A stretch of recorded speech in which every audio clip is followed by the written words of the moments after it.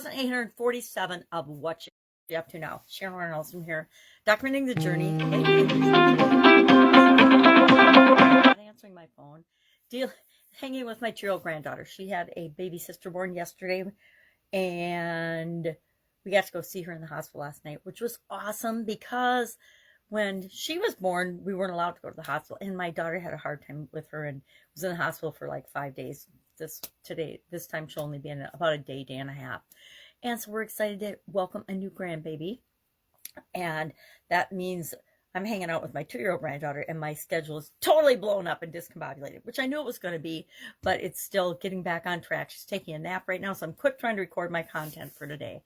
Now, today we talked about in Supersize Your Business, and I wore a funny clown filter that has this great big smiling from ear to ear, grinning from ear to ear mouth on it. And I thought, okay, I could do it for this video too. And I'm like, one is enough a day to look that crazy and ridiculous. Although my hair's kind of like that today anyway, from running after a 2-year-old. So what does it mean?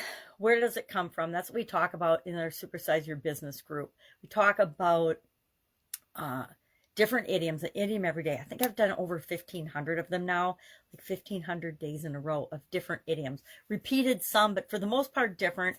And I usually find a different way of approaching it or a different perspective when I'm talking about it with respect to how do we build and grow and supersize our businesses, because that's what that group is all about.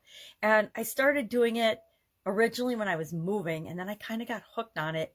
And it's kind of like doing impromptu. You get a topic, and then you have to talk about that topic and tie it to the group that it's for. And so to me, it's kind of a daily challenge to figure out, where does this idiom come from? What does it mean?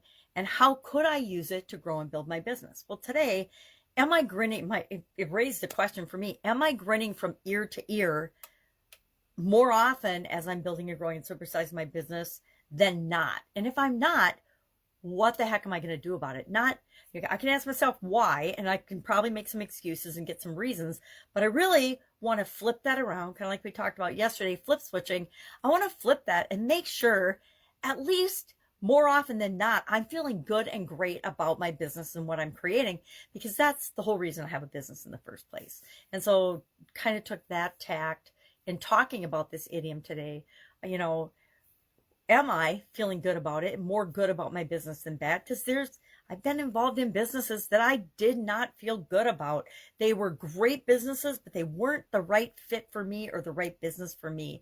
Wasn't working with the right clientele, wasn't working in the right industry, etc. And I tried a lot of them on for size because it took me a while, just like college, what am I going to major in? It took me a while to figure out what type businesses do I really want to grow and participate in. So that was our idiom for today. Our topic for this year's annual challenge, the Get Your Goals annual challenge, is emotional core values. We talked about core values last month, overall overarching core values. But what we're going to do as we go throughout the year, we're using the life framework. I use a 9-part life framework to set up and frame my life and have goals and objectives in different areas. And emotional is one of those areas. It's one we decided to talk about first because February is all about love to me and emotions. So I like to focus on emotional things in February and get them lined out for the rest of the year. And one of those things that we talk about every month now is core values. What are my core values in this specific life framework area? And so we're going to think about our core values today. If we need help with that, I shared a 6-step process to identify your core values in this specific area of your life. And we're going to share it between 1 and 3 with each other in the private group. So another good topic to think about today. What are your core values in the area of your emotional well-being, your emotional health?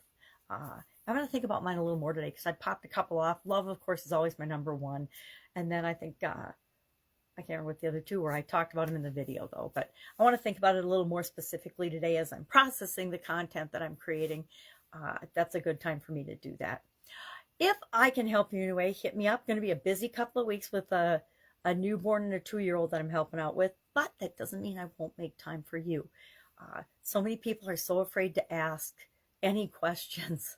And so they're scared to, you're not going to call up your favorite guru and ask, but I say that's my favorite thing to do, is help people in the little things, because sometimes it's just one little thing that's hooking us and preventing us from creating what it is that we want. So I like to offer to be that resource.